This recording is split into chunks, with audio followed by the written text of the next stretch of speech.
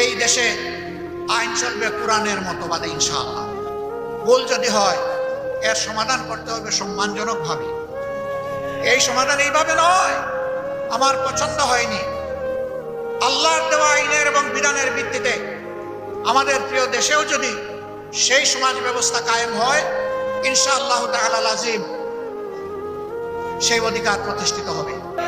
আজ যেমন আপনাদের অনুসরণ করে আমরা গর্বিত, প্রীত, তৃপ্ত, সেই দিনও আপনাদের অনুসরণ করে আমরা গর্বিত, প্রীত এবং তৃপ্ত হব ইনশাআল্লাহ। রাসূল করিম সাল্লাল্লাহু আলাইহি ওয়াসাল্লাম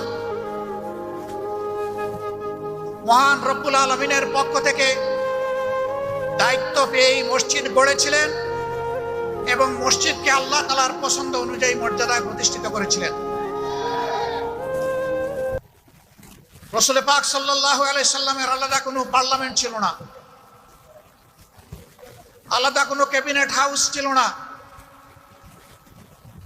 এবং আলাদা কোনো রাষ্ট্রপতির অথবা প্রধানমন্ত্রীর কোনো কার্যালয় ছিল না। সমস্ত দায়িত্ব আঞ্জাম দেওয়া হতো মসজিদে নববী থেকে। বিভিন্ন ধর্মের মতের মানুষ সারা বিশ্ব থেকে প্রতিনিধি নিয়ে তার